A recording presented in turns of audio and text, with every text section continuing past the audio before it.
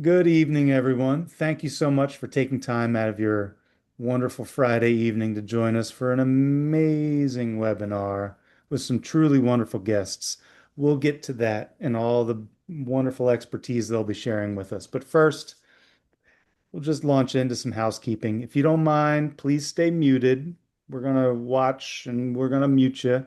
If you have anything to say, please feel free to say it in the chat, whether it's conversation with fellow participants, questions you want asked to our presenters, or comments that you have on the topics being discussed. We all know food is why we're here today. We come together around food and it permeates every aspect of our lives, and it's delicious and fun, and it connects us to communities that we otherwise might not be connected with. And it's really exciting now to see that food as medicine being received on the global stage. What goes into the food, how it's grown, how it's prepared, and how it's consumed, and how it makes a difference in our lives, in our health outcomes. It's all something that we carry with us every day. And it's a big reason why many of us get into this industry, get into the work that we do, is because food plays a huge role in how we feel on a day-to-day basis. So today we've got some amazing guests, and we've got a lifelong steward of NOFA, New Jersey, the Northeast Organic Farming Association of New Jersey, who's going to introduce them. Before we get there, my name is Devin Cornea. I'm the Executive Director of NOFA, New Jersey. We are a 40-plus-year-old nonprofit dedicated to providing education, technical assistance, policy advocacy, and most importantly, community building around food and farming in the Garden State. We support farmers with technical assistance, resources, grant funding, and connection to markets. We support consumers and eaters with access to our farmers, connection to our farmers, webinars such as this, and we support everybody in between, whether they're retailers, distributors, land stewards, educators. We work to connect all of the different points among our food system so that we can work together to improve this food system for the better and make it more resilient, make it more organic. So it's my pleasure to introduce Stephanie Harris, longtime NOFA New Jersey steward, lifelong NOFA New Jersey steward, lifelong organic advocate, and somebody who truly lives the food is medicine lifestyle, to introduce our featured speakers tonight. Stephanie, do you mind introducing our wonderful, wonderful guests? Thank you so much, Devin. First, before I get started, I wanted to say a big thank you to our sponsor, New Jersey Conservation Foundation, and to our partners, Eating for Your Health and the Ujamaa Seeds. We are often asked, because we are a food and farming organization, what is the difference in nutritional value between organic and chemically grown food? So we decided to take a deep dive into that issue and ask the experts. So fortunately, we have with us tonight three expert speakers who are going to share their thoughts with you. First, we will hear from David Montgomery and Anne Biklé. They are authors of 4 books. The latest book is What Your Food Ate, and it's a wonderful read. I highly recommend it. David is a geomorphologist at the University of Washington and is a biologist and a science writer. And together they have authored several books, which they will tell you about. We are often asked as well whether food can, or a diet can prevent or cure chronic diseases. And so we have asked to join us tonight as well Dr. Ron Weiss, who is both a physician and a farmer, which is quite a unique combination. And he will tell us the journey that brought him to this point. Um, Before we begin, let me just tell you a little bit about the agenda. We will first hear from David and Anne, and we will then hear from Ron Weiss, and then we will have a Q&A session. So as the talks proceed, if you have any questions, please put them in the chat, and then at the end, we will be able to field your questions. So with that, I turn it over to our esteemed guests, David Montgomery and Anne Biklé. Great, Stephanie, thank you. Just for the record, I'm Dave. Ann is next to me, and we're going to be splitting this talk. I'll do the first half, and then Ann will do the second half. But the stuff that we're talking about is really work that we've done together over the last number of years. And let me get my screen shared here, and we'll get into actually telling you about what we've learned and what we've been writing about for the last few years. And this is showing you on the screen the covers of the 4 books that Ann and I have worked on that relate to the soil and how it ultimately relates to human health. Now, my background is as a geologist and Ann's is as a biologist. But we've sort of come from looking at how the way that farming practices affect the fertility of soils. When I wrote Dirt, the Erosion of Civilizations about 20 years ago, sort of a geologist take on how how farming activity has influenced the fertility of land. And we've come all the way around through writing The Hidden Half of Nature that looked at the role of microbial life in soil fertility, Growing a Revolution that looked at how farmers who prioritize soil building properties can restore health to degraded land, to then thinking about, well, what does this all mean for human health? That connection between soil health and our health. And what we've really come to believe, and I think help document, is that soil health is our health, that the health of the land is reflected in the health of the people who live on it. And that's a connection that really runs through, well, what we looked at in terms of the connections between how farming practices influence soil health, and you can draw those connections, how soil health influences the health of our crops, and how the health of the soil and our crops influence the health of livestock, and how that all integrates up into influencing human health. Now, there's a lot to connect between the health of the land and the health of people, connecting soil health to human health. And what we did in What Your Food Ate, the most recent of our books, is to try and take each of those steps and break them down into what's the science behind how farming practices influences soil health, how that rolls up crop health, livestock health, and what it ultimately means for human health. So I'm going to deal with the sort of the first half of that today, and then Ann is going to come in and do the second half of the talk that brings it back to really the connections to human health. And so here we go.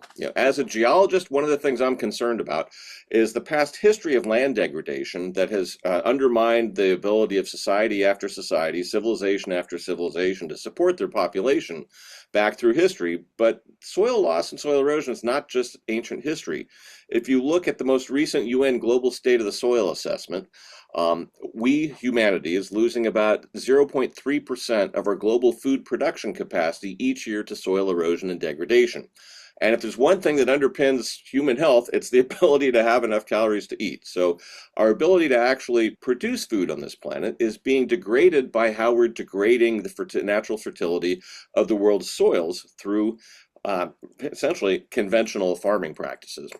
One of the big problems is, of course, soil erosion. And the invention of the plow dramatically increased soil erosion. And this is a story I told in Dirt, back through society after society. Why does the plow and tillage result in accelerated erosion? Well, it leaves the soil bare and vulnerable to erosion by water or by wind for the period of time that it takes for either the next crop or weeds to come back in on a field. And the pace of soil erosion under routine tillage greatly outpaces the pace at which nature can build fertile soils, and that results in overall soil loss over the long run. And what I integrated in doing Dirt, in writing the Dirt book, is I looked at not only ancient history, but modern studies that looked at the pace of soil loss and degradation of farms around the world. And what I found was that modern agriculture, sort of writ broadly in sort of a tillage and agrochemical intensive style of modern farming, erodes about an inch of soil in about 20 years. That's about a millimeter a year. And that's not a fast pace unless you're a geologist. I mean, your fingernails grow faster than that. But in terms of the geological pace, that's screamingly fast. Why? Because it takes nature 500 to 1,000 years to replace that inch of soil that we're eroding off in just a couple decades. That's a long-term structural problem with soil loss and erosion, and it helps set the stage for how the way that we feed ourselves globally has degraded the capacity of the land to support populations, and how that rolls up into the health of human societies, as we'll get to when we go around that full circle. But the loss of soil through soil erosion is not the only problem with modern agriculture. The loss of soil organic matter, of carbon from the soil, of the fuel that drives the microbial processes that we'll be talking about later in this talk, is equally important. And when we look at North American soils, there was a paper in the journal Sustainability a few years back that concluded that the soil organic matter content of soils across North America, a lot of our agricultural soils, is only about 50%, about half of the level present at the time that they were converted from forests to prairies into farmlands. In other words, we've lost about half the carbon from our agricultural soils, and globally those numbers are pretty comparable in terms of net carbon loss. And that carbon is the fuel that drives fertility. So we've degraded the batteries of our agricultural land to the point where now many conventional farms are dependent on synthetic fertilizers to actually get high yields. And as we know with what's going on in the world today, and that is creating problems as the natural gas supply chains and fertilizer productions are getting disrupted. It's a pretty good case for not relying on that style of fertility to feed ourselves. So what is it about modern conventional farming that has really led to the loss of soil and soil organic matter from our agricultural lands? And there's really sort of two major processes or practices that have contributed to that. And one is heavy routine tillage. I mean, imagine what would happen to this California farm shown here on the screen if you had rain the day after they did this kind of planting bed preparation. The runoff would be brown. You'd be stripping off plenty of topsoil off the land. And that can degrade, not only cause soil erosion, but routine tillage by oxygenating the soil accelerates microbial breakdown of the organic matter, which degrades soil organic matter, which is the natural reservoir for fertility in the soil to begin with. The overuse of synthetic nitrogen fertilizers in conventional farming is the other thing. It can stimulate microbial activity that breaks down soil organic matter, again, degrading soils over the long run, which cements farmers' dependence on nitrogen fertilizers if they have the combination of heavy routine tillage and the overuse of fertilizers in the first place. So in looking into these kind of problems, I started wrestling with the question of, can we actually reverse the historical pattern of soil loss? And if so, how fast could we do it? And I'm happy to say that this kind of ends the depressing part of this talk, because the answers are yes, and really fast, faster than nature can rebuild soils. Farmers can actually undo the damage that we have done to our agricultural lands. The problem is that we can't do that with conventional farming practices. The opportunity is that we need to do that with organic and regenerative practices. So I took some time, after finishing writing the Dirt book, I took some time away from the University of Washington to visit farms around the world that had been adopting regenerative practices. And by those, I mean practices that rebuild soil fertility. So regenerative organic practices are right in there in this broader umbrella of regenerative practices that involve, and what I was able to ascertain from interviews with farmers in Africa, Central America, across North America, in a wide range of technological settings, different kinds of crops, different climates, different kinds of soils, was that the key combination of practices that can help rebuild fertile soils in remarkably short order are minimizing disturbance, minimizing physical and chemical disturbance, laying off the agrochemicals, laying off the tillage, keeping the soil always covered, having cover crops, no bare soil, and engaging in diverse crop rotations. And those three things, minimal disturbance, keeping the soil covered, and diverse crop rotations, are a recipe for cultivating beneficial life in the soil, which turns out to be what builds soil organic matter. A lot of the organic matter that's built in soils is essentially the bodies of dead microbes. And these practices of minimizing disturbance, minimizes the disturbance of those communities that are in the soil, the life in the soil. Keeping the soil covered with cover crops helps to bring carbon into the soil and prevent erosion, and a diversity of rotations provides for a community of organisms that can provide more services to crops and build soil fertility. Many of the farmers that I was visiting as well were reintegrating animal husbandry to their operations, with having livestock graze off their cover crops or other types of innovations. We don't have time today to go into all the connections between all that, but let's just say that these regenerative practices involved a different style of farming that's about 180 degrees from modern conventional farming that relies on heavy routine tillage, a lot of agrochemicals, and monocultures. This is a very different direction and style that is actually right along the lines of what some of the early pioneers of organic agriculture were arguing we should do in terms of prioritizing building soil health as the foundation for a resilient and sustainable agriculture. Now, what is it about the combination of those things? What can that combination of practices do? Well, it can basically turn soil like this on the left into soil like that on the right. This is actually an example from Anne's regenerative gardening practices that we talked about in The Hidden Half of Nature, the first book that we wrote together, that described how she was able to turn this sort of lifeless khaki dirt into this really rich, life-filled, very fertile soil in about a decade with regenerative gardening practices that followed the same principles that I was just laying out for regenerative agriculture. You could also call them regenerative gardening principles. But it's not just something that can work on an urban lot in Seattle where we live. This is the hands of Gabe Brown, a farmer from Bismarck, North Dakota, very capable, pioneering regenerative farmer, who turned his soil from the stuff that down here on his left hand into the stuff in his right hand, going from less organic matter than is in the native soil of his region to soil that has more carbon than the native prairie soils in his region. Basically rebuilt the fertility of his land with intensive agriculture, and he did it by converting from conventional practices when he started. He then adopted no-till practices, and then diversified his crop rotations, and eventually weaned himself off agrochemicals, becoming essentially a de facto organic farmer, although he's not certified, but that's for reasons you'd have to ask him about. But he's basically completely regenerated the health of his soil through intensive farming practices. And his story is very similar to those of the other regenerative farmers that I've visited around the world that found that the benefits of restoring health to their soils was that they could harvest comparable yields to their conventional neighbors once they restored fertility to their soil. They were using less fertilizer, less pesticide, and less fossil fuels.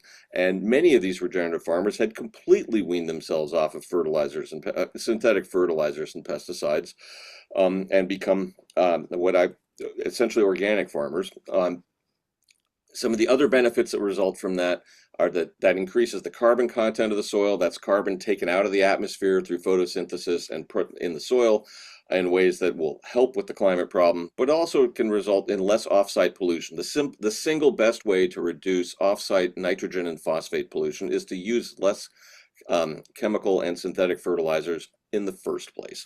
But what really turned me into an optimist in this is that combination of practices across the board, whether I was in Africa, Central America, or across the US or Canada, was that combination of being able to harvest roughly the same amount of food and spend less on inputs to do it resulted in higher farmer profits. It was more sustainable for the farm as well as for the planet. And at the end of writing Growing a Revolution, which is the results I was just summarizing for you, Anne and I were left with questions about, well, what does this style of different what does soil health, how does that relate to the nutrient density of crops? And we couldn't find studies that actually directly compared that. Most of the comparisons were on differences between conventional and organic farming. And all the studies we found there found that, organic farming always had less pesticides and generally had more in the way of phytochemicals, antioxidants and anti-inflammatory compounds that Anne will be talking more about. But we decided we wanted to do a 10 paired farm comparison across the US, looking at how differences in soil health as a result of regenerative farming practices, how that affected the nutrient density of the crops grown on those farms. So we essentially, I'm going to skip to this slide and go back to that one. These are in the wrong order, but essentially what we did is we took 10 paired farms across the US where we had a farm that had been converted to using those practices of minimal chemical and physical disturbance, cover crops, and diverse rotations for between 5 and 10 years, and compared them to a neighboring farm in the same soil classification and type. And then looked at both their soil health and then had them grow the same crops in a year, and then we compared the nutrient density of those crops. Um,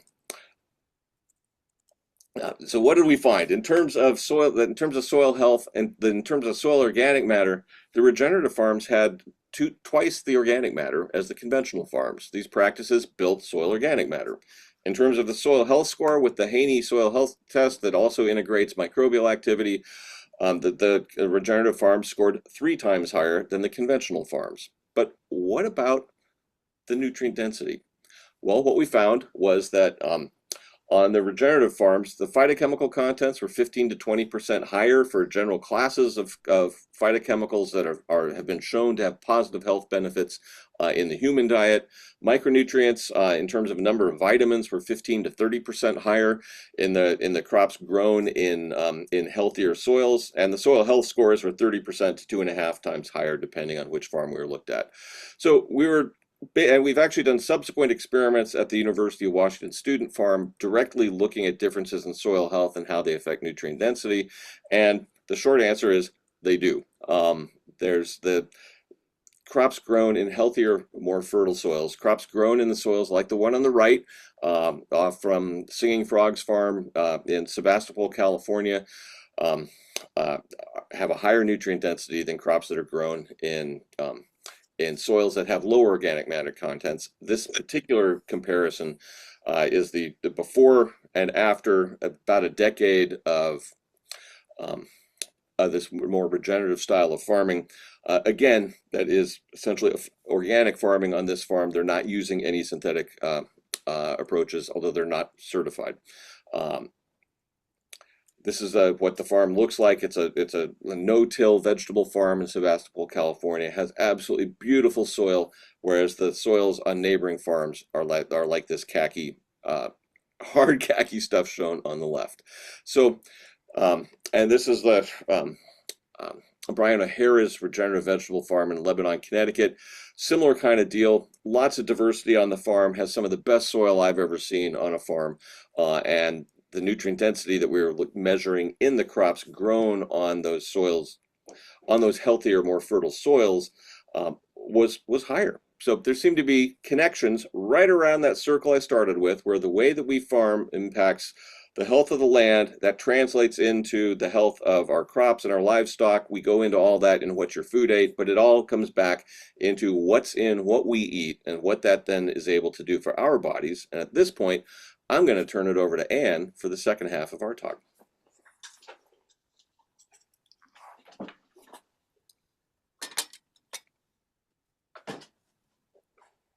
All righty, we're just going to keep on moving along. Each of these books has been very interesting because we never thought that when Dave started writing a book, Dirt, 20 years ago, that we would then end up where we are. But nonetheless, it has been a fascinating journey that just keeps leading to us asking more and more questions and making more and more connections here. And for what your food ate, there's for those who maybe have dipped into the book or read the whole book, you know there's a lot to chew on, so to speak. And my bias as a biologist is toward the living part of soil. And one of the things that is absolutely foundational for our crops and for our livestock are their microbiomes. And in a nutshell, you could sort of say the whole problem with industrial scale agriculture that relies on synthetic inputs is they really just do not work with microbiomes.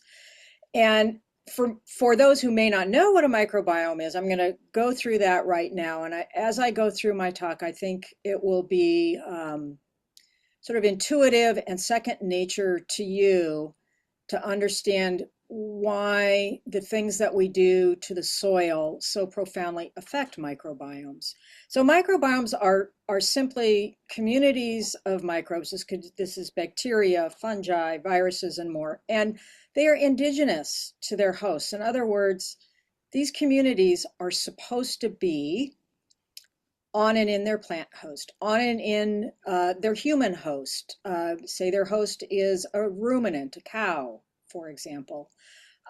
Even in all of our wild animals, all of our wild plants. The point is everything has a microbiome. And when that microbiome is functioning normally, things go pretty well for the host. And that is due in part to one of the most fundamental things that microbiomes do. And that is in a couple of different, well, more than a couple, but in numerous ways, directly and indirectly, microbiomes make nutrients available to their host. Sometimes this is via turning components of a diet into things that the host can then take in.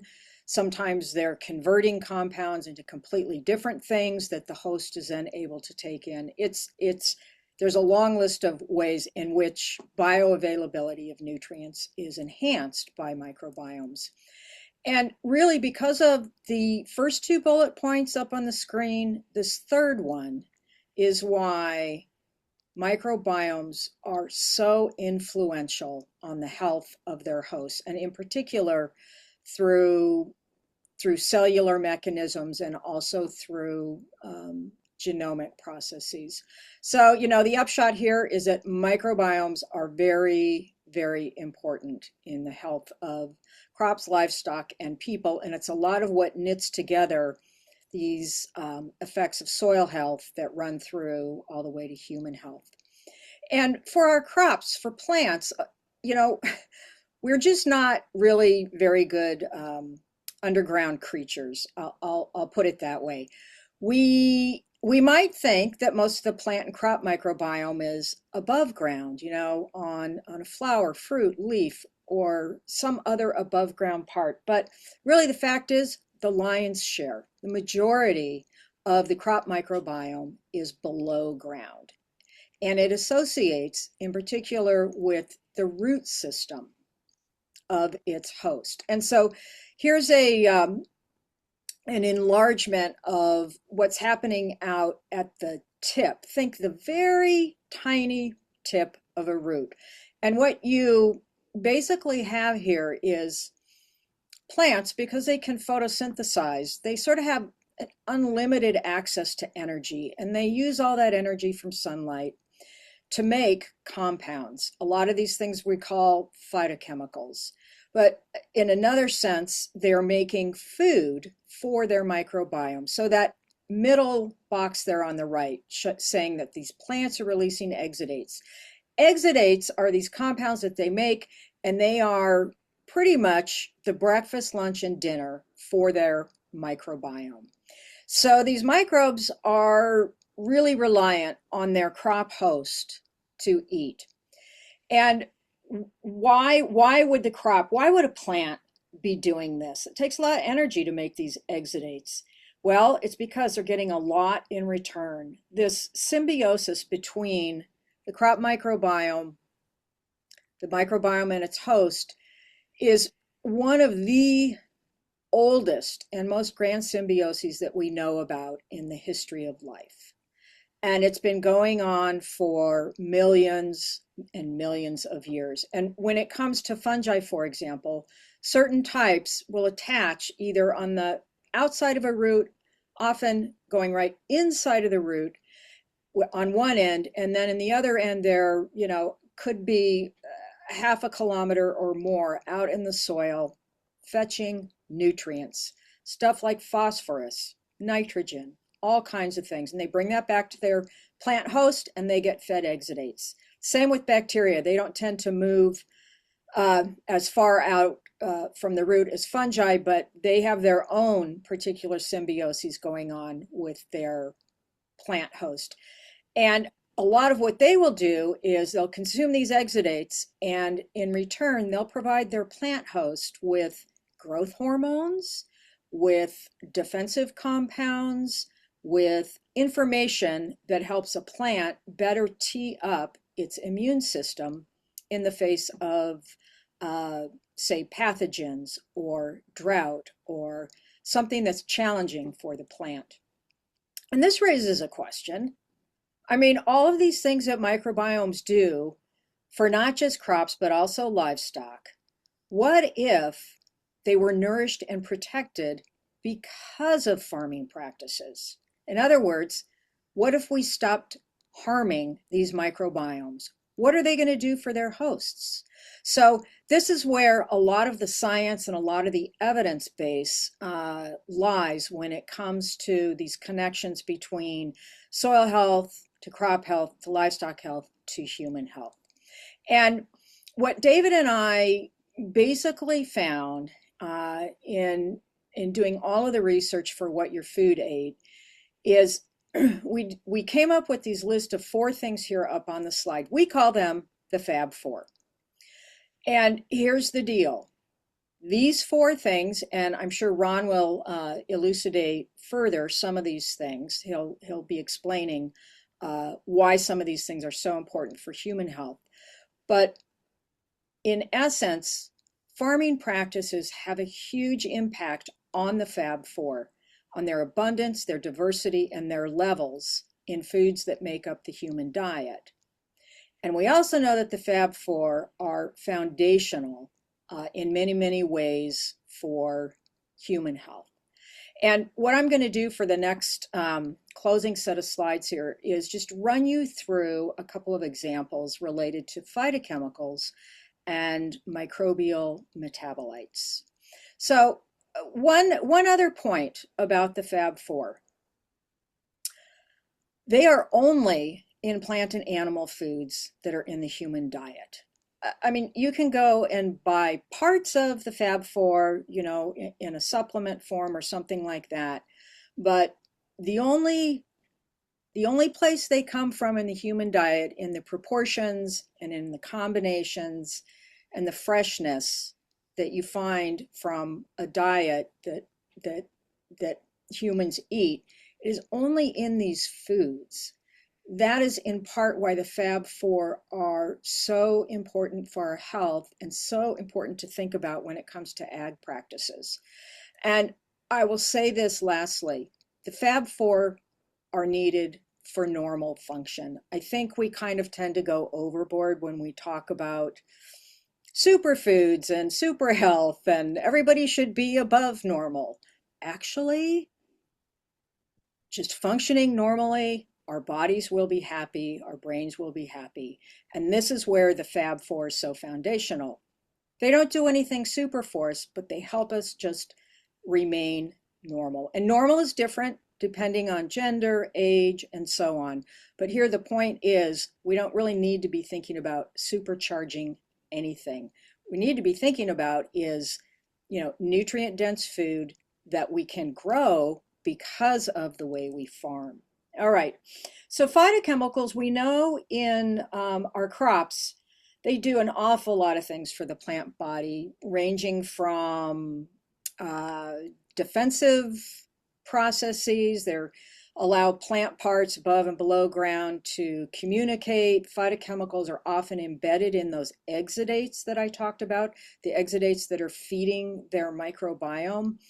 Phytochemicals can be very protective for plants, particularly in the face of, you know, heat and freeze and drought, all of that. And they serve similar beneficial outcomes in us, although in entirely different ways, because we of course are not plants. But when it comes to phytochemicals, they interact with our microbiome. And here's how it works. We're eating fruits and vegetables in our diet.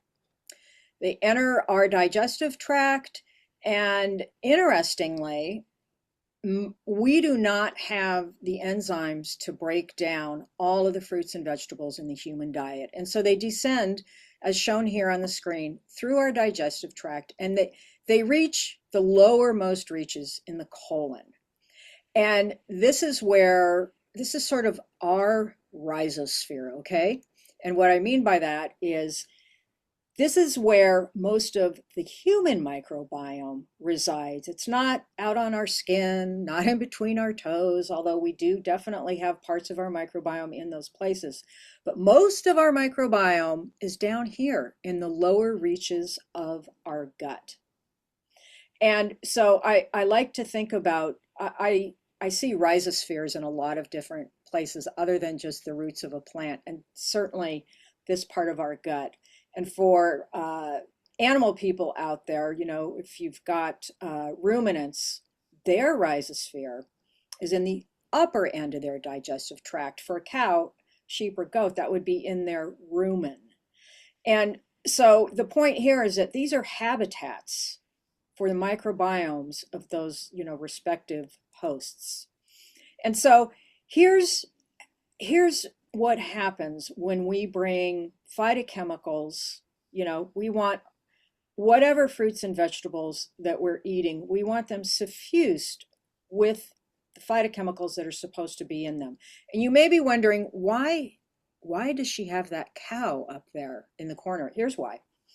Because when we let our animals forage on a diet of fresh plants, so, you know, what I'm talking about is a pasture full of diverse plants. These animals know what to eat, how much to eat, when it is they need to switch from one combination of species to another.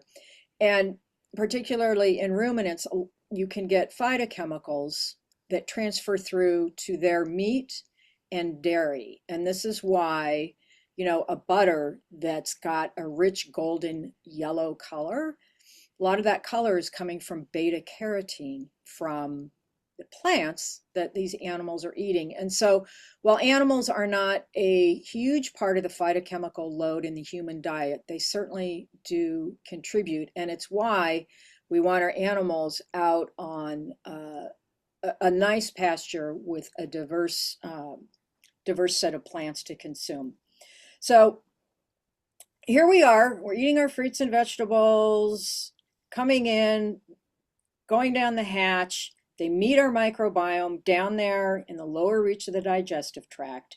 And here we have another case of microbial metabolites. Remember I talked about what just those few examples from the crop microbiome, defensive compounds, turning these exudates into other things like growth hormones, returning them to their host. Well, there's completely different compounds, but there's a very similar process that's going on in the lowermost part of our gut in terms of these microbial metabolites. And this is a huge new area of human biology and figuring out how do we do primary prevention for many diseases that afflict humans. And this is where microbial metabolites are turning out to be pretty important. As you see over here on the far right of the screen, a number of these metabolites are really helpful for preventing cancer, keeping blood sugar normal, being anti-inflammatory, keeping our brain healthy, keeping our heart healthy. And so this is, you know, this is sort of stunning because in many ways, we kind of have an onboard pharmacy right down there in our gut. But it all depends. What is our diet? Are we nourishing our microbiome or are we hampering it? And this is a slide to just sort of give you a sense of the diversity of compounds that the human microbiome can make. And this is not to say, because there's still a lot to learn. There's a lot of research in this area. This is not to say that all of these compounds are friendly and beneficial. It is to say, though, that when you're nourishing your microbiome, it is a lot better than malnourishing it because you're getting a whole suite of their metabolites that intersect with human biology in ways that are very, very helpful. And this stat I always find particularly just kind of stunning because it's estimated that at any one time, you know, circulating through my blood, your blood, about 40% of the compounds that are in there they're not made by human cells. They're not made by human biology. They're made by the microbes that are forming these communities in our gut. That's a lot of potential medicine, folks. It's also, again, depending on what you're feeding your microbiome, that could also be an awful lot of things that are really not doing you much in the way of favors. Okay, so here's the big point. Those phytochemicals is just one of the Fab Four. They are a part of a person's health plan, and there's vignettes, there's stories behind each of those Fab Four as to why they are a really critical part of human health. And let's see here. Yes, we have thrown a great deal at you tonight, and I'm gonna just close with this. Pretty much sort of the take-home message from what your food ate is that when it's good for the land, it's good for us too. And this is our last slide here. Just a little note here, that big new book cover on the right, Regen. That's a book that will be coming out in August. Dave will be talking more about that when it hits bookstores and so on. I have read it, and I can say it's a good read. All right, I'm going to turn it over to Ron now and stop sharing our slide. All right, there we go. Great. Well, thank you so much, Anne. That was really informative from Anne and David. If you want to see Anne in person, she is coming to the East Coast on April 9th from 6 to 8:30 at Delaware Valley University. And you can find out more about her talk at www.bucksfoodshed.org. So if you want to dive even deeper into the microbiome that Anne was talking about, you can certainly go to that event. So now we know how the nutrient density of food is created, but the question is, are all foods the same, or should some foods be more present in our diet than other foods? What is going to be protecting us against all of these chronic diseases which our population currently is facing? And can you just take pills instead of eating food? Would that give you the same kind of nutrients? So with all of these questions in mind, I would like to turn it over to Dr. Ron Weiss, who will be able to answer many of our health questions. Dr. Weiss. So much for the introduction, Stephanie. And I just want to laud David and Anne for such a brilliant presentation.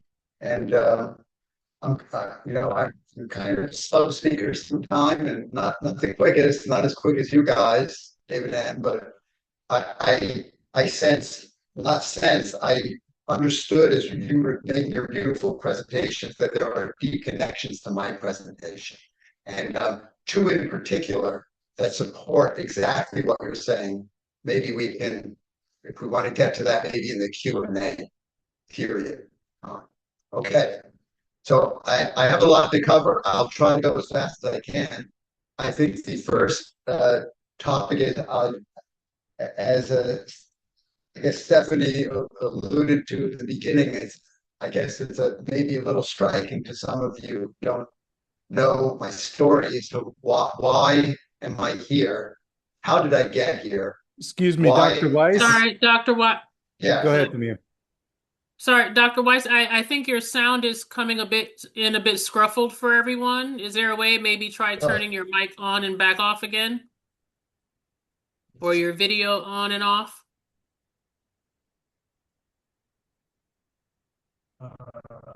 Sound. Maybe it's going through your headphones, and it might be better to have it through your computer or vice versa. For the which microphone? Is this good? It's still choppy. It's better than it was. It's still a little choppy. Okay. Let me try the computer.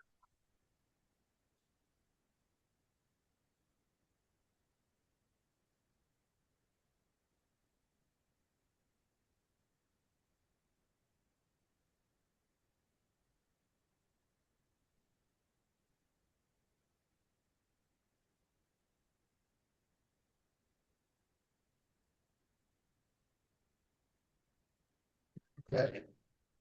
Um,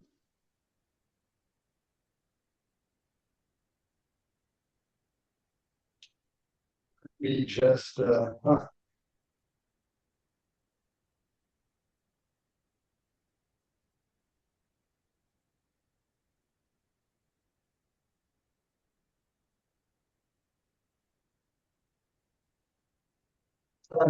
Can you hear me?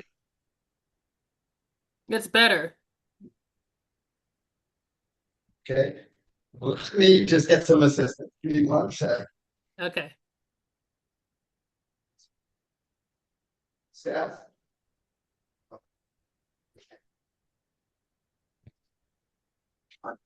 I took off my earbuds and I'm trying to try and use the computer and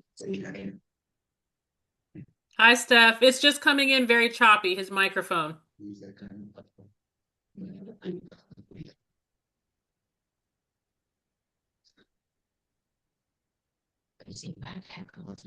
Where's the headphones? I turned off my.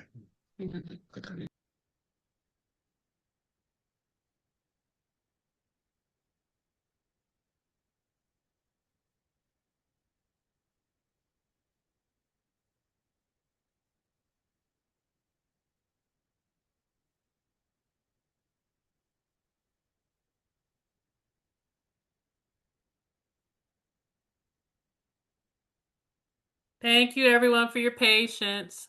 Technology's a beast. Thank you. Okay, I you're think now muted. you're muted, Dr. Weiss. You guys hear me now? It's still a little crackly, but it's better. I think if you speak up a lot, it definitely helps. Okay. How about now? Yeah, that's better. I'm terribly sorry. I'm a No, no doctor, worries. and I'm not a doctor of computer science or anything to do with computers. I am an old guy. Right. That's it. Okay. So please, if I have to speak louder, let me know. This is good. Yes, we're good. But I don't know where you guys could hear me from or where I left off, but I wanted to say during the Q&A period, there are some just remarkable connections that I found and thought about just listening to David and Anne that supports what they said, but maybe we can get to that later. I thought I would just speak to like how I got here. It is a little unusual and uncommon for a doctor to be a farmer. And I started so I'll give you a little 5 minutes of how this began. And it began when I was a small child, planting a handful of seeds that my mother helped me to plant. They were an old flower, an old-fashioned flower called 4 o'clocks, aka the marble of Peru.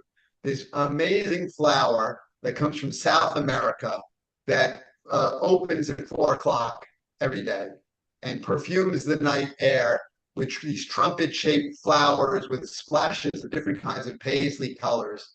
And I was just knocked over by this, that these beautiful plants and flowers could come from these inert little black specks. And from that point on, I fell in love with plants. And so much so that I took over my family's backyard and front yard and I planted everything. And I decided early on, maybe by the time I was 10, that I wanted to be a farmer.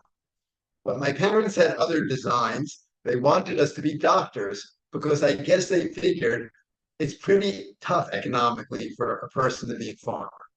And so I was prepared for medical school. But I never lost the connection to plants. And in fact, in Rutgers, our land grant institution here, where you put me through school, my major was botany. But I still managed to be a pre-med. I went on to New Jersey Medical School. Also, thanks to your tax-paying largesse. And I graduated. I did an internal medicine residency, and as a young doctor, now I want you to understand that I went through an academic and conventional medicine training, and never was food ever talked about as something that should be, in fact, we got used or considered in the health of human beings. We got a touch of nutrition, and it basically consisted of, if you don't have enough vitamin C, you're going to end up with scurvy, like on a boat in the 18th century on the Atlantic Ocean, something like that, and you need vitamin C. But that was the extent of it. And unfortunately, to this day, because I'm a professor at this institution teaching students, there is still almost no nutrition education. So it gives me great pleasure to talk to you tonight about this subject and to show you what I have learned.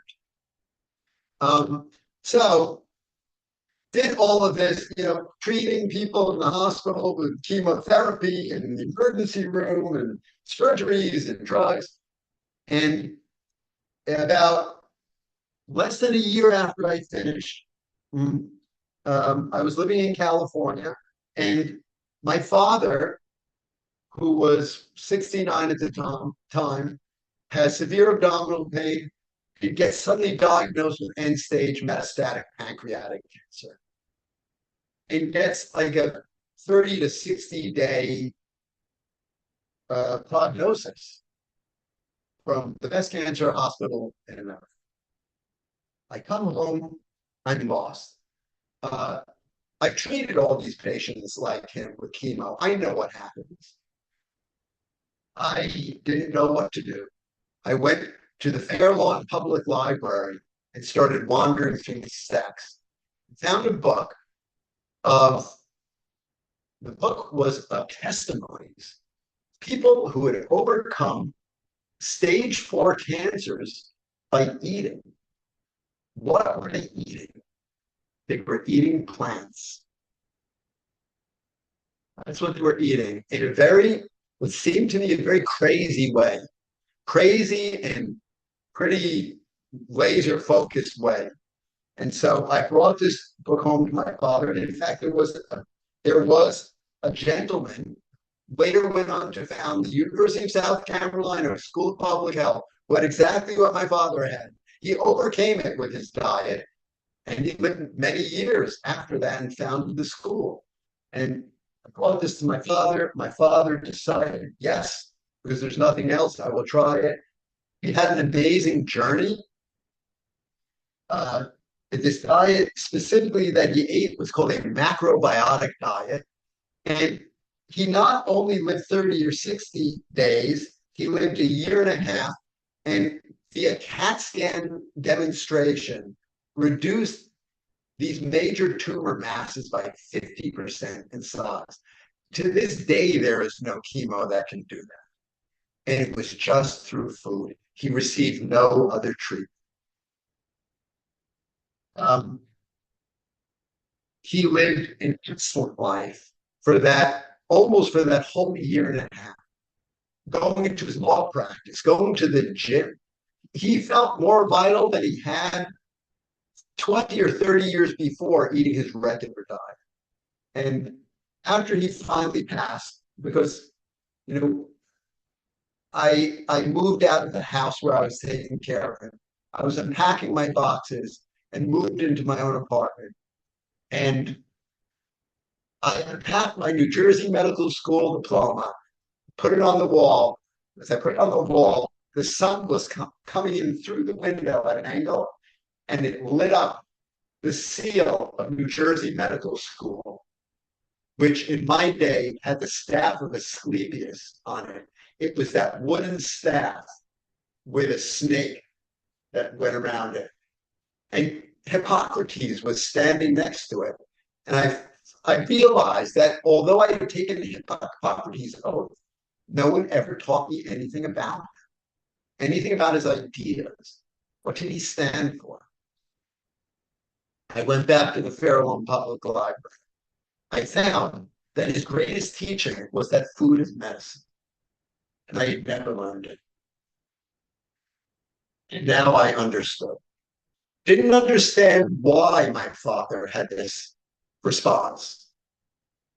But I knew it wasn't crazy. I knew it wasn't magic. He had nothing else. I had the CAT scans. And I decided that put me on a completely different trajectory. I went on and opened up my own practice. I did many things. Even before that, I was an emergency room doctor. I worked in nursing home. Finally, I settled on this, my own practice in Hudson County, never left New Jersey, on the busiest street in the state, Bergen Line Avenue. And by midlife, our system, our healthcare system, the insurance system, the hospital system, this industrialized complex, this much the same as we have in agriculture, it beat me to a pulp. I couldn't carry on. I couldn't carry on ideologically. I couldn't carry on economically because I spent my time sitting with patients trying to help them find out what they were eating. And that just wasn't working out. And as I neared bankruptcy, I decided, you know what? I better close this practice and I better come up with something new. So I sold the practice in a fire sale to an insurance company, took half the money, and knowing what I had learned, I paid half my debts off with half of the money, and the other half I put on one of New Jersey's oldest and historic farms. An old farm that had been abused. It was basically a story of agriculture, of American agriculture, but had been abused. So for so many years, these conventional techniques that David was talking about, that I figured I would use food as medicine to rescue this land, and then use these medicines to rescue the community. That's my story. That's where I am today. And what I'd like to talk about specifically now is what food are we talking about that I would use as a doctor to help people do a lot of the things that Anne was referring to.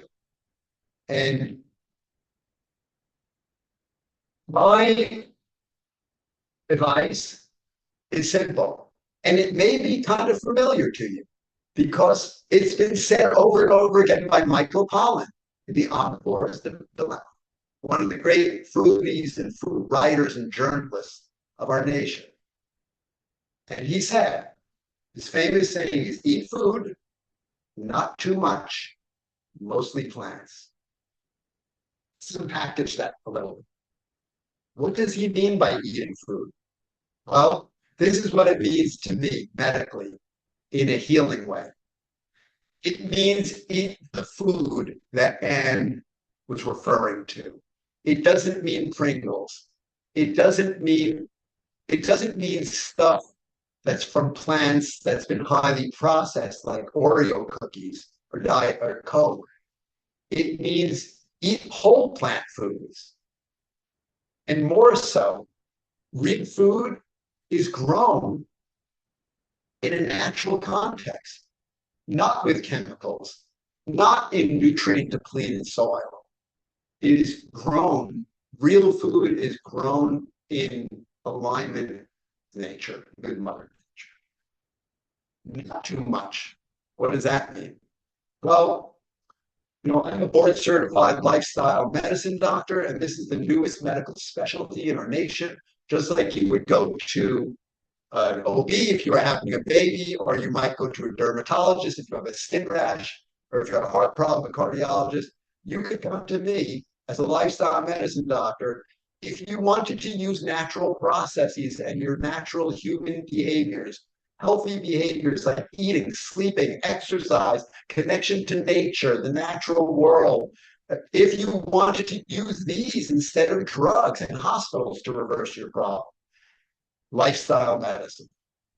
So in lifestyle medicine, a lot of what we do is based on the blue zones, on indigenous communities that have been around for many centuries, perhaps even longer than that, thousands of years, their roots are, that have been living very traditionally. And one of these communities, which is in Okinawa, has a saying, Haru Hachibu, which means eat only until you're 80% full. And that's important because it controls caloric intake. The last part, mostly plants. Plants, as you can imagine from Anne's description, they are the masters because they contain that pharmacy that of all their amazing molecules, those phytochemicals Anne was talking about, we estimate, we don't even know, we're guessing, that maybe in all the plants we eat, there may be totals of maybe over 100,000 of these drugs, of these molecules. Maybe we've only identified a few thousand. That's it. We don't even know what the others are. So plants are medicine. And the more plants you eat, the more medicine you're eating. And the more you can prevent illness. And yes, you can reverse the illnesses you have for the most part.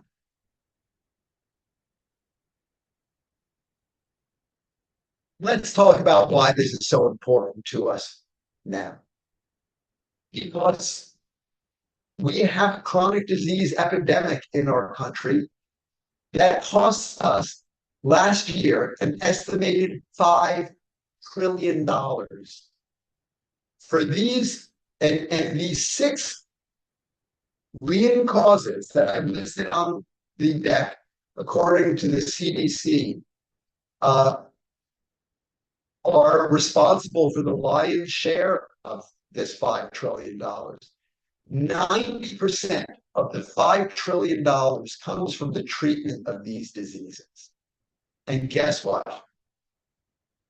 They're essentially, almost all of them are preventable. If we were, and they are preventable through food for the most part. Food is medicine. Do you know what we could do with almost $5 trillion or $4.5 trillion in this country if we were to use food as medicine?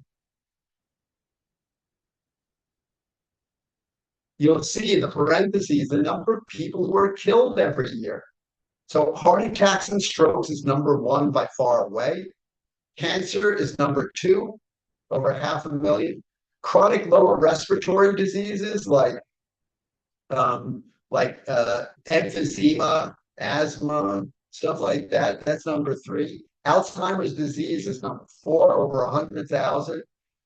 Diabetes is almost 100,000, and chronic kidney disease, for which people eventually have to go on dialysis, that was just listed in the last decade as number 6. It was never there before because our chronic diseases keep expanding without control. Oh, I made a mistake actually, but it's not on this list. Let's see, 1, 2, 3, 4, 5. In actually the number 5 position between Alzheimer's disease and diabetes is me. Doctors. Doctors kill with their drugs that are made by pharmacies. Conservatively, we kill over 100,000 people a year. We would come in between Alzheimer's, and it actually probably is, with some estimates, much more than Alzheimer's, which would put it at number 4. What do I mean by that? We kill. Well, we kill by giving prescriptions, not intentionally, and it's not through drug overdoses. Medications that we're supposed to be helping people with have side effects. And when they are taken according to the prescription directions, they have side effects which kill people and interactions with other drugs that kill over 100,000 people. That's twice the number of people who are killed on the highways.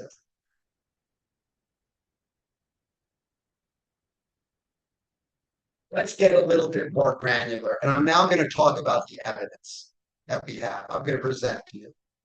So I'm going to talk about 2 categories of evidence. The first one is a category, it's a broad category, which is, I'm going to talk about how food can be used as a medicine that we can use to address that list of 6 things that I just showed you, to knock them off. That's the first category I'm going to talk about, as food as medicine. And then after we go through that exercise, I'm going to show you what is it about plants. What are the top things, the characteristics about plants, in my opinion and in my book, although maybe there are 1,000 different things about them that can help us. And maybe many more thousands we haven't even discovered yet, as Anne was referring to. The top 6 for me, in my practice of medicine, as I prevent and reverse diabetes, reverse coronary disease, reverse COPD, are these 6 things, these characteristics about plant foods. The next thing is, I want to say that the data I'm going to present you with is imperfect. Why is it imperfect? Well, from all the food that we eat, it is very clear to us that plant foods, and not animal foods, but plant foods are medicines. It's not that animal foods can't sustain us. You can eat them. And the less of them you eat, the healthier you will be. However, it's the plant foods that are the medicines. And so, as I said before, the more you eat, the healthier you will get. So, but the problem is that for all the studies that, until recent times, I would say maybe in about 5 years or so, or a few years, there's 2 problems that's missing. There are 2 problems with the data I'm going to show you. One problem is that for years, or for about a couple of decades, we've only been looking at plant-based diets. What does that mean? That's very broad. Plant-based diet can mean someone who's eating Coca-Cola, potato chips, and Diet Coke all day long. Does that sound healthy? Well, we didn't really know until, to tell you the truth, we didn't know. Those were called vegan diets. Didn't know. On the other end, you could have a plant-based diet that's supremely healthy. I went out to the field, I'm harvesting, not even washing them, those carrots from the ground. I never touched a chemical. Eating flour from bread. I'm eating taking the grains off the eating. Nothing is processed at all. But a lot of the data I'm going to show you, they didn't discern between these plant-based diets, the bad and the good, and still they're champions. And we're just beginning to do that. The second thing I want to tell you, and you have to take this into account, is that the stuff that Anna was talking about, which is, oh my God, if you grow plants well, you can have a lot more of these medications in them. None of these plant diets relate to our health or looking at that. They haven't even considered that. So you have to understand that the data I'm about to show you, a lot of it is dealing with just conventionally grown plants, food, diets that have been grown with industrially with chemicals, and yet out of poor soils that are eroding, and yet still they save us. What would happen if we put everything together?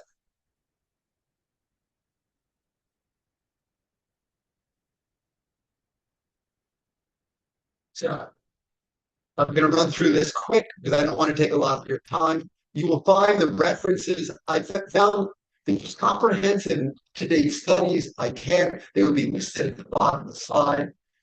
Let's tackle our number one enemy on that list. It's cardiovascular disease. It's heart attacks and strokes by far. It's the number one thing that affects men and women past the age of 50 in America. So we have found that plant-based diets.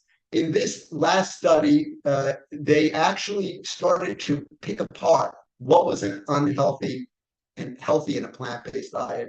That if you ate whole plant foods that were not processed mainly, that you can get a 25% reduction risk of having a heart attack just by doing that, and a total stroke risk by 10%. That's pretty good, you might say. But I have more news yet. When they say, when the scientists find healthy plant-based diets, in my book, they still are not healthy enough because they do not measure salt content. And we know that salt causes a lot of cardiovascular disease. Salt is a major enemy for high blood pressure. It causes a lot of strokes. It causes heart disease. They didn't even look at what would happen if we gave plants without salt. That's not built in here. I'll tell you what else is not built in here. They consider, the current paradigm considers healthy plant-based diets as including a lot of oil, seed oils that are highly refined. And we're beginning to find out those are not healthy. So you still get those amazing results by including salt and seed oils in your diet. Let's talk about cancer. Okay, so this study, they did not winnow out unhealthy vegan diets. They combined them all together with all kinds of plant-based diets, including some plant-based diets that had cheese or other animal foods in them. They just had to be plant-forward.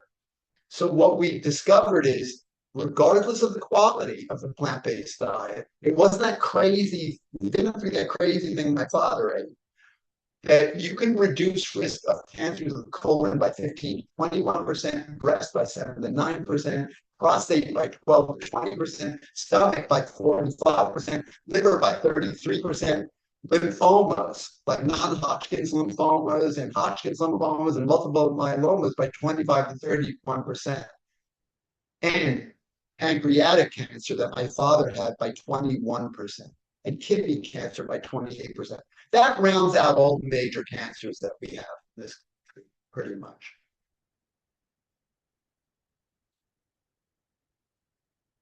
Healthy plant-based diets that have healthier scores reduce your risk of developing COPD, that's emphysema, by 34 to 41%, which is probably makes up the lion's share of those deaths from respiratory disease. And that is truly amazing.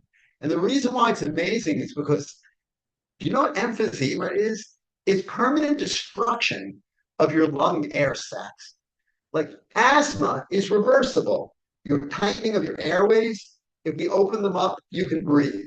Emphysema, your lung tissue is gone. It's still with smokers who have emphysema and permanent and effects of environmental agents in smoke that cause COPD, it still led to a 34 to 41% reduction. I don't know if you've ever heard of the MIND diet. We're going to talk about Alzheimer's disease. The MIND diet, in my is the major diet as published 2 years ago in JAMA, the Journal of the American Medical Association.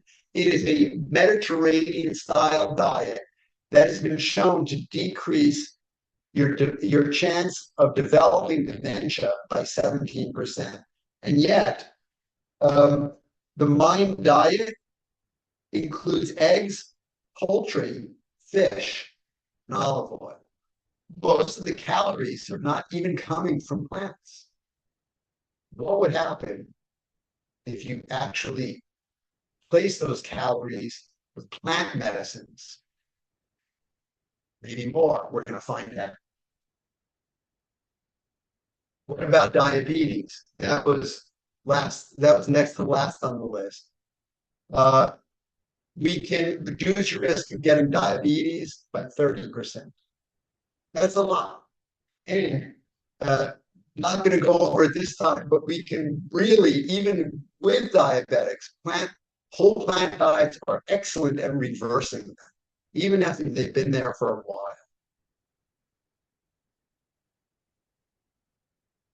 Chronic kidney disease. Why do plants help people who've lost their kidney function? We finally figured it out. Animal protein-centered diets are deleterious to kidney function. And the reason why they are animal proteins are different than plant proteins. Animal proteins have an acid pH balance, and plant proteins are alkaline. One of the major jobs of the kidney is, besides filtering out all the waste from your bloodstream and giving you clean blood, is they have to do enormous amounts of work balancing the pH of your blood.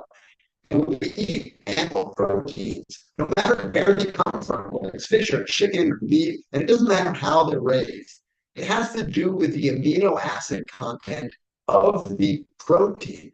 They have a lot of methionine, which is, and plants have very little of this. Methionine breaks down into sulfuric acid in your blood. Then the kidneys are dealing with this acid load. They have to work overtime to buffer it out and excrete this acid in your urine.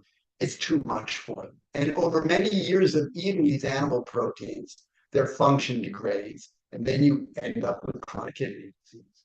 Plants do not do this. The proteins of plants preserve kidney function because of their amino acid makeup.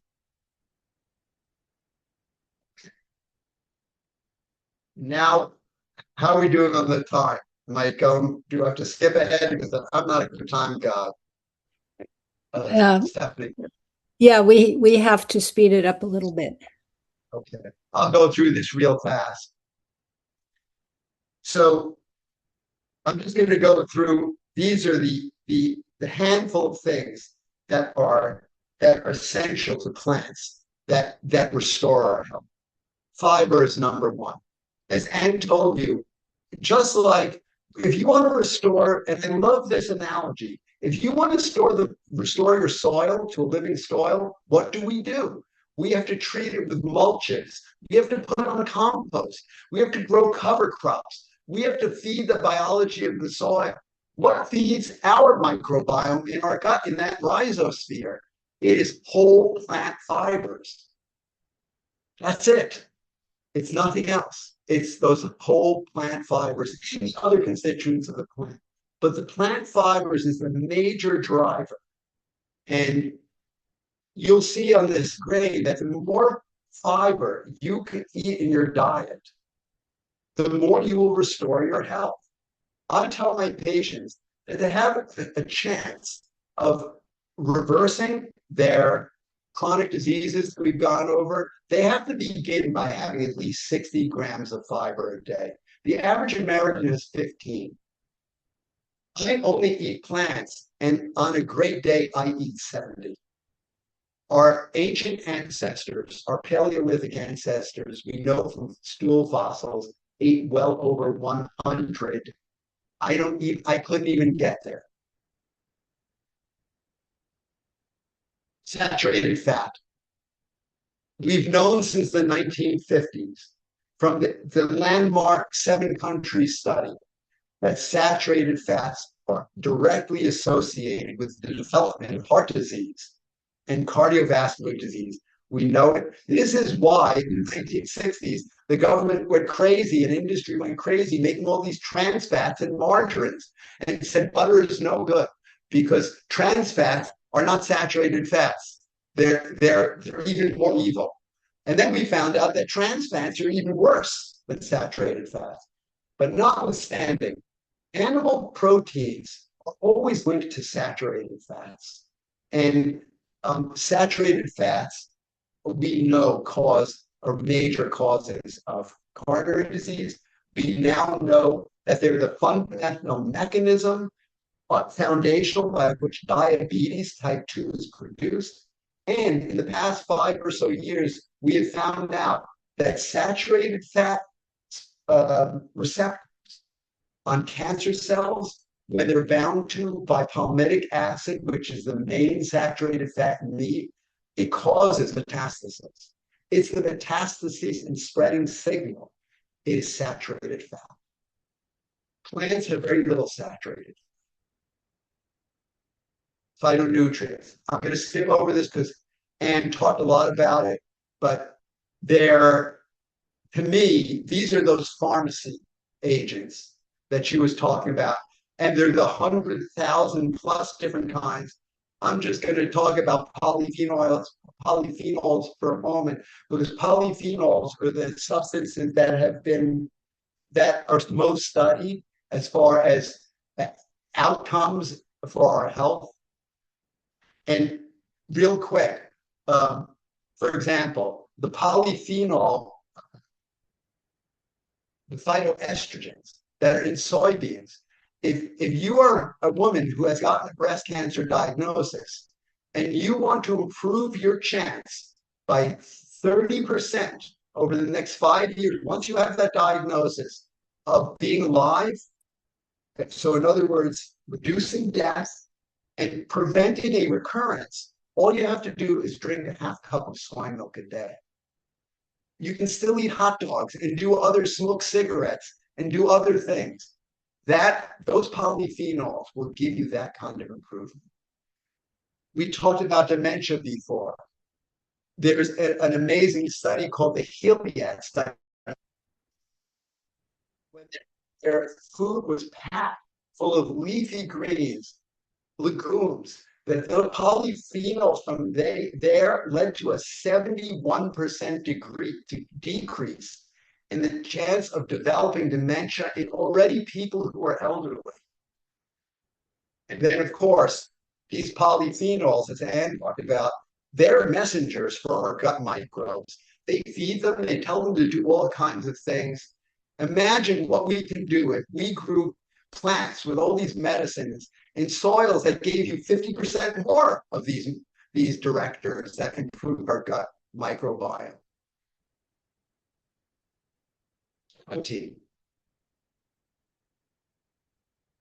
High-quality plant-based diets are associated with a lower risk of cardiovascular death as well, as compared to animal proteins.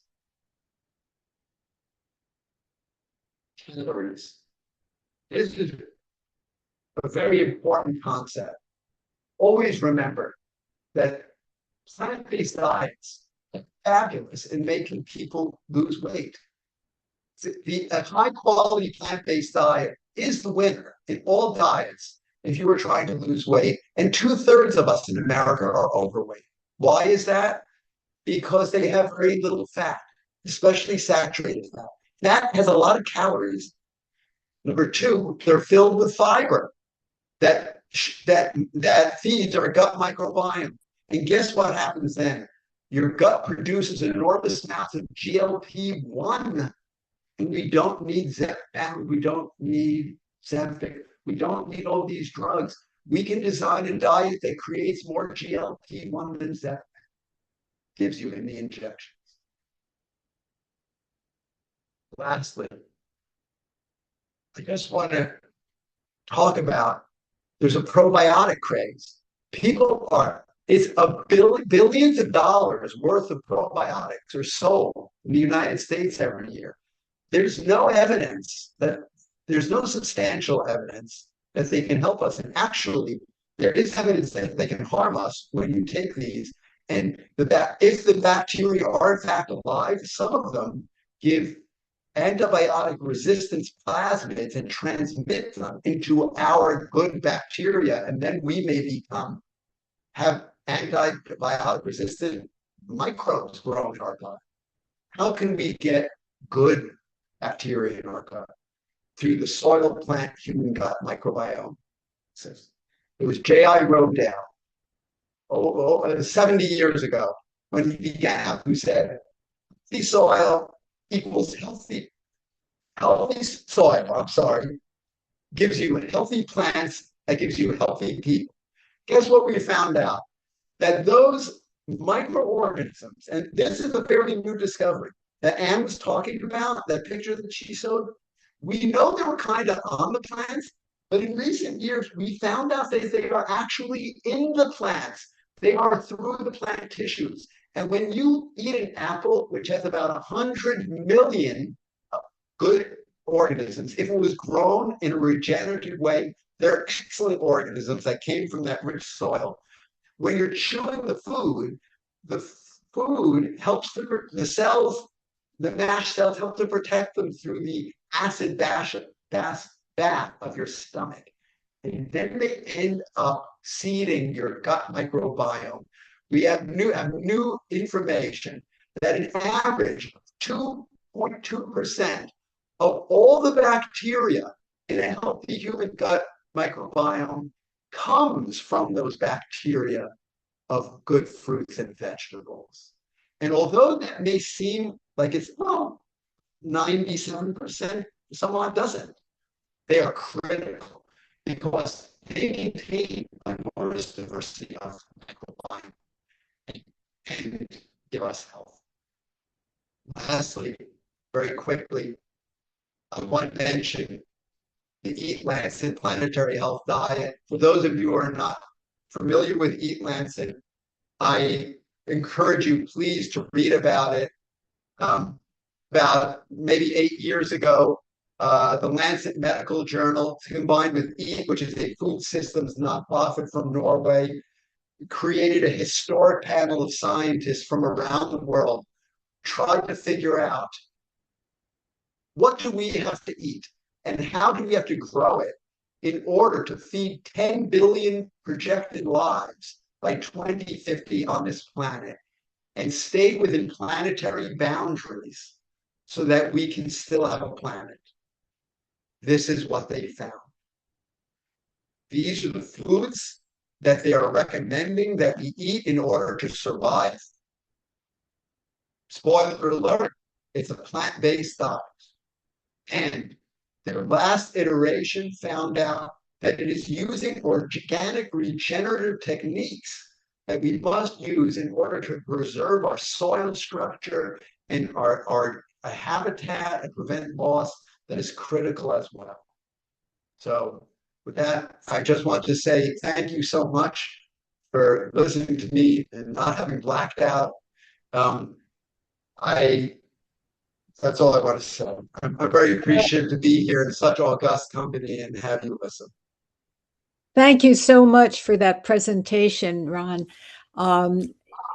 We are now going to turn to a Q&A period that will be moderated by the chair of our education committee, Tomia McQueen.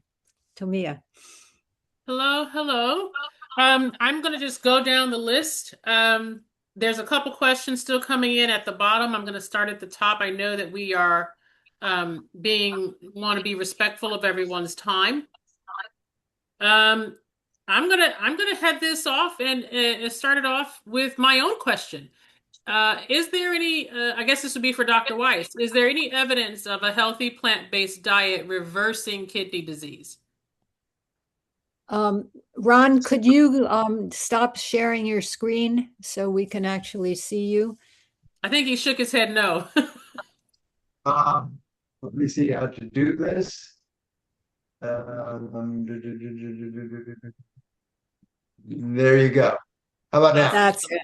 Perfect. Thank you. Was So we have, there's anecdotal evidence. Like I could tell you from my practice that, and my colleagues from anecdotes, one of my good friends who works for Kaiser Permanente had a diabetic woman who was on dialysis. She came off dialysis. I about once a year, I have a patient who has stage 3 kidney disease who reverses it into stage 1. About once a year, I have a patient who improves their kidney function by about 30 or 40%. And then for most people, but not all people with chronic kidney disease, we can have more moderate improvements. And the best news is stabilization and not worsening of the CKD, which is a progressive continuing disease unless you do something to address it with diet. We don't have anything else, and of course, diabetes management, hypertension management, but there are not reliable large scale studies about that. Thank you. Our next question would be, well, so someone saying that it's a great talk so far. Liz says, is it important to have some meat, red or white, in our diets if it's grown on a regenerative farm? Important, I guess, is that for me? But these are they're. I don't think anyone specified who they were asking. I have a comment on that, and it sort of feeds into, I think, what Ron was talking about. His entire presentation, in part, was so fascinating because it ties into the way that the human diet interacts with human biology. And I think as you look across the human lifespan, too often we try and kind of zero in on the one thing for everybody. But obviously, a baby is not an 80-year-old. And gender and reproductive biology and all of that is another factor here. And how all this relates to the question about meat is, I kind of have this grand theory about plant and animal foods, and it's this: meat, animal proteins are very, very bioavailable, because packaged along with that protein are some really great things like zinc and vitamin B12 in forms that are really bioavailable to human bodies. But as Ron talked about, there's also some other things in animal proteins. Depending on the protein, there's saturated fats, there's other things. And so the way I kind of think about it is, personally, I really like being an omnivore, and I like this match of, it all goes back to meat and vegetables, meat and vegetables, meat and vegetables. And if we can eat not very much meat, and meat where these animals are eating the diet that's synced up with and inherent to their biology, we're getting a really nice protein package along with some really nice micronutrients and other things.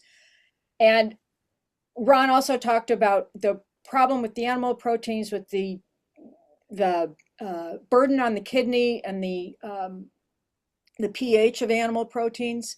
This is where our plant foods are right there, being the antidote in a way to the negative things that come with animal proteins. And so if we can eat not very many animal proteins, and again, this depends on where you are in your, the life history, then we have this great nutritional package in meat and all its bioavailability. And then we have these medicinal effects that the plants bring. And so I see it as a constant kind of balance between, yeah, you don't want to eat a lot of meat, but boy, I like, zinc does a lot of great things for us. B12 does a lot of great things for us.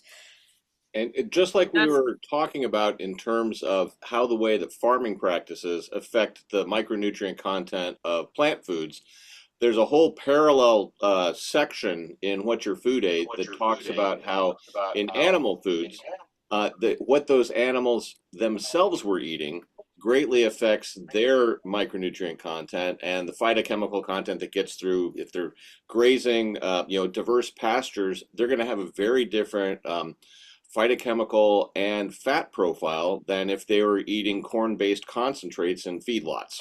So what I keep going back to, and what was kind of left out of the original Eat Lancet study, was how the foods are actually grown. I think the recommendation for eating a lower amounts of meat than most people in the Western world eat is a really sound recommendation for all the reasons Ron was talking about.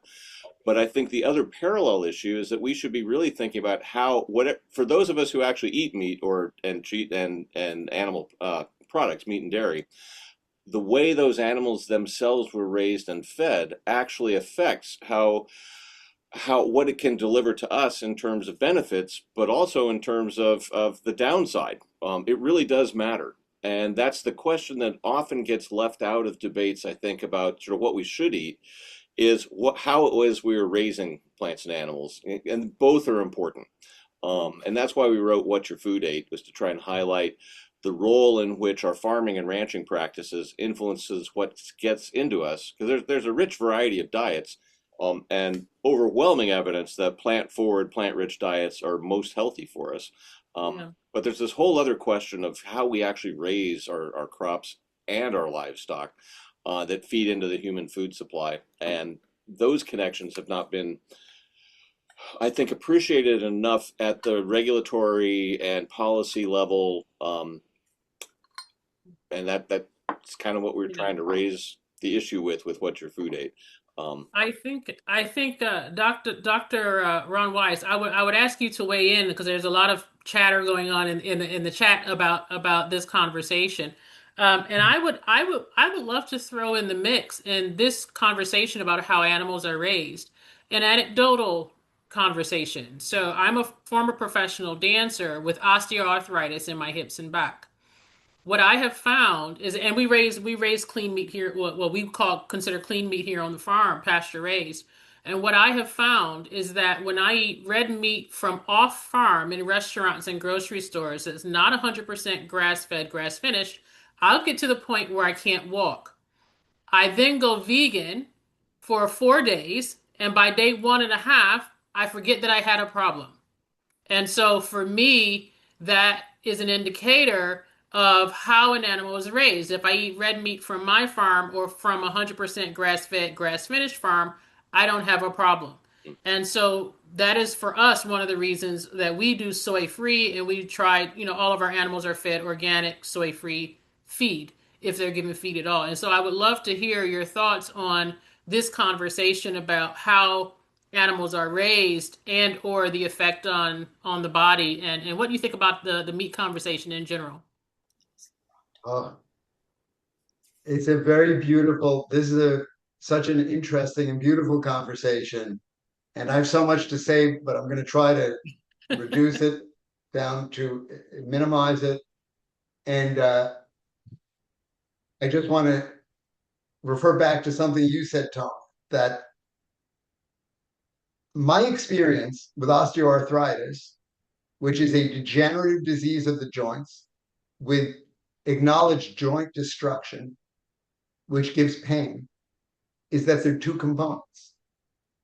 It's destruction of the joint lining and the bone surface, where it's getting ratty, bone on bone, the cartilage is gone. That's true, but there's an inflammatory component to it. And we routinely have people who I will see who are on the schedule for Hospital for Special Surgery or Morristown for a knee replacement because they're bone on bone, they can't walk, they are in pain. they need a hip replacement. And regardless, my experience is regardless of whether they're eating, some of them are eating organic meat, they're all eating, almost all of them are eating omnivorously. But when we have them cut out animal proteins, they can cancel their surgery. Their pain, almost without exception, resolves so fully, despite the fact that their joints have not been restored.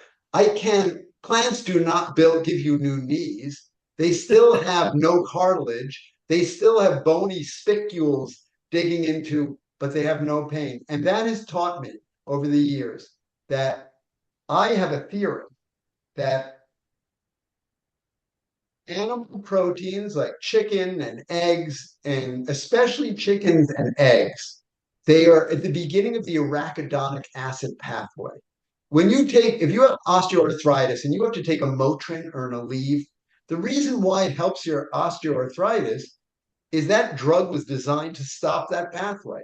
And when we eat foods that are high in arachidonic acid, for example, like poultry and eggs, no matter how they're raised, it's just what they have a lot of them in it, whether they're organic or conventional. It overwhelms your inflammatory pathway and causes. So I just wanted to say that that's my experience.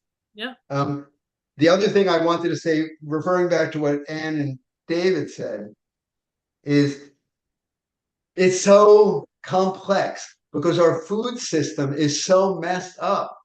I believe that human beings, since we came out of Africa over millions of years ago, we evolved to eat plants, mostly plants, but we can eat animal foods. Our gut was designed to do that, but it was not most of our diet. And there were different kinds of animal foods and different plants. And as I showed you from that coprolith study, the stool fossils, it was filled with bark, roots, this enormous amounts of fiber. So the way I know we have the capacity to do that, it depends what you're eating. And here's what I've settled on. I think that a person in general, you have to divide yourself into two different kinds of people.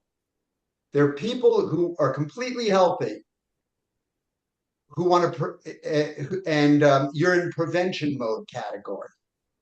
So, in other words, if you have no fatty streaks in your aorta, in coronary artery disease, if you have not already knocked off 1/3 of your pancreatic islet cells, if you do not have any small cancer cells that are unnoticed growing in your breasts or elsewhere in your body, and by the age of 20, we have a lot of them.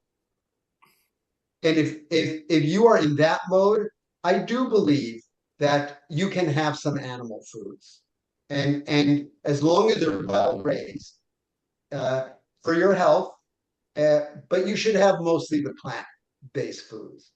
I think that if you have you're trying to like your arteries are clogged up, you have cancer, you have diabetes, you have kidney disease, I think you have to only eat plants because I see it doesn't work out for the patients. The OA, right?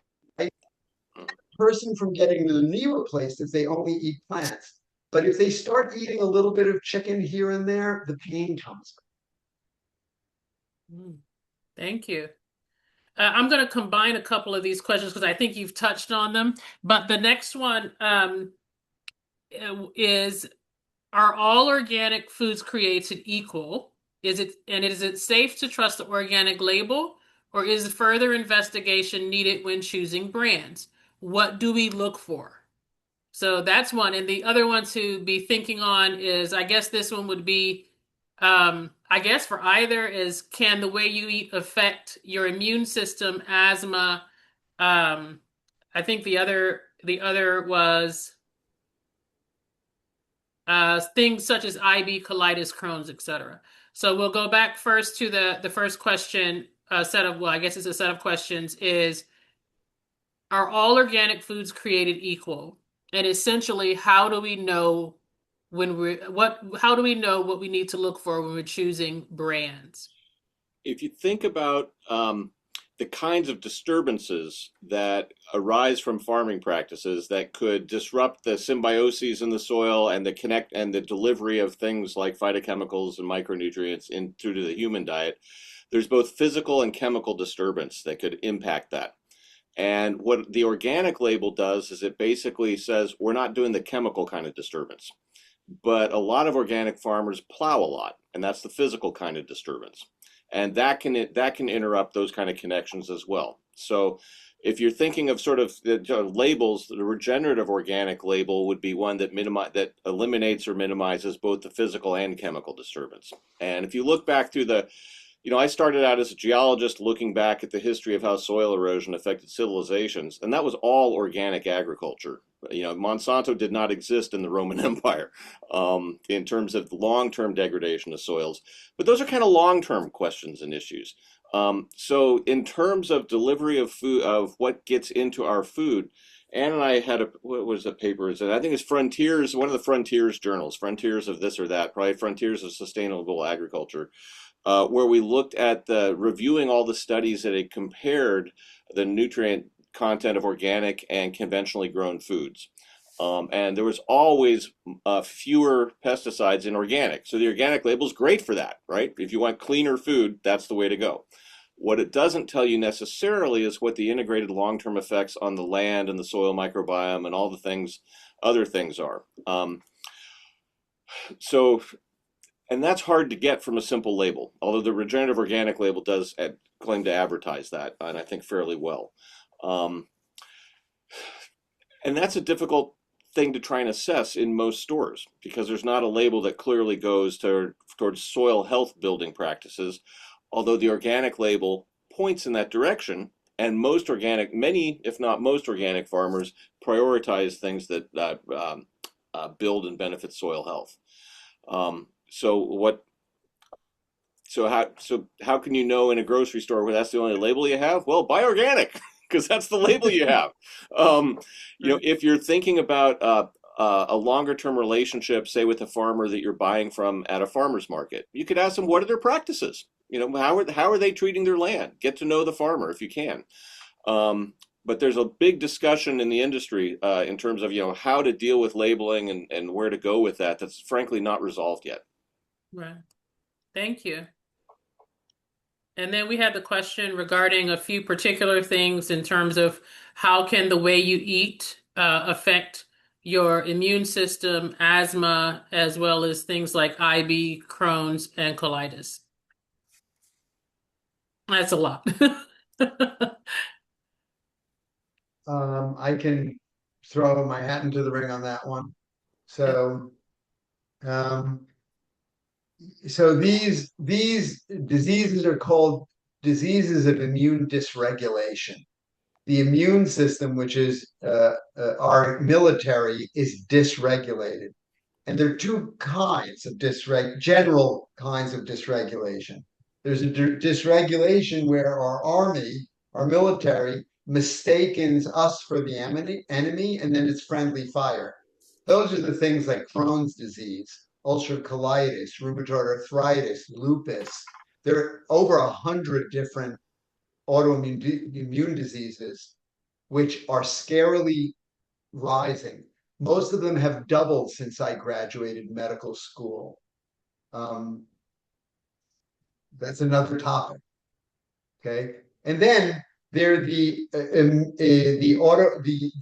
immune dysregulatory diseases like asthma, allergic rhinitis, the allergies, and they're not processes where our military is attacking us, but our military is too sensitive, and they perceive that there's an enemy out there that they go haywire over and start to produce too many bombs and missiles that have a side effects on us. They're not targeting us. So be that as it may, there are two different mechanisms, but it's nice to say that plants and diets of whole plant foods are known to reverse. Asthma reverse. There are studies that actually have shown to this day that for Crohn's disease, that a diet of whole plant foods is the preferred and most successful treatment for Crohn's disease.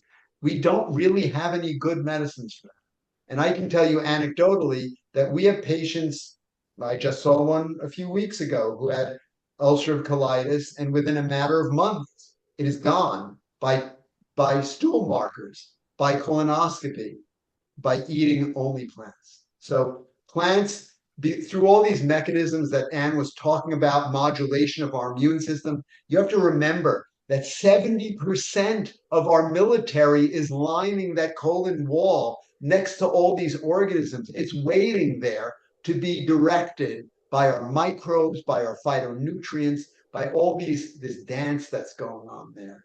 And it's calmed down, it stops attacking us, it stops overreacting. Yeah. Yeah. Just one thing to add on that immune picture is that I don't have a better analogy, Ron and audience, for our immune system than this military notion. And it's true that the metaphor is apt for when the military is going haywire and wacko and dysregulated. And somehow I've been searching, ever since we wrote The Hidden Half, for some way to talk about our immune system so that we see that it's not just a black and white thing. It's not just that it's there with hammers and guns and bombs, or it's, behaving itself, standing in line waiting to use all those weapons. Because I think the way that's more productive and perhaps more accurate about thinking about our immune system in the context of diet is that we, long before, gardeners, farmers, doctors, and pharmaceuticals, human biology had just its human cells. We had our microbiome and we had the human diet. And it was between those three things that we have managed to spread an awful lot of humanity across this planet. And there must have been something working about those three components, before drugs, before doctors. And so I think the way to think about immunity is that it is, there are researchers who refer to our microbiome as old friends. And that's a little fuzzy because there is also this militaristic aspect to things. And if we could somehow really see the microbiome of any organism, us included, of course, is that you really want your immune system and your microbiome to be in very tight, very close, very accurate communication.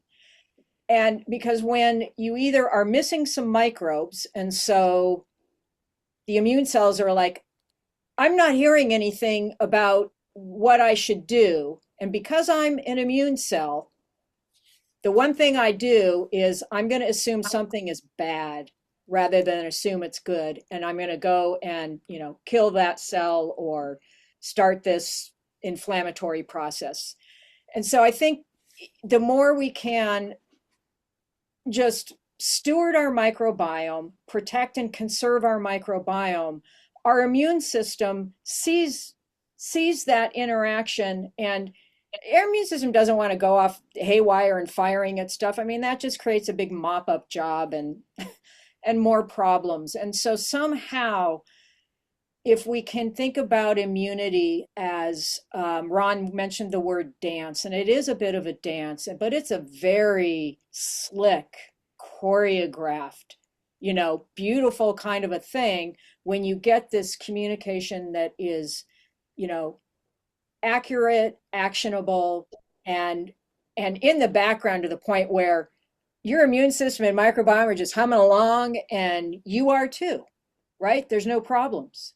So that's, and part of, I'm why all of this plant-based stuff that Ron has been talking about, why I am not surprised one iota that these studies that he shared with us are having the positive effects that they are, because that diet is bolstering, feeding, and taking care of that person's microbiome.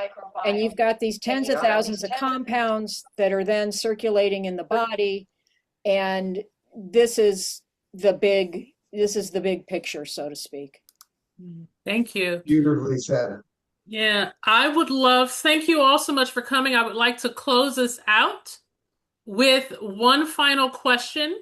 And that is, and I know we didn't get to all the questions. I know there was one about how important is it about eating locally versus worldwide or around the country. I know that's super important.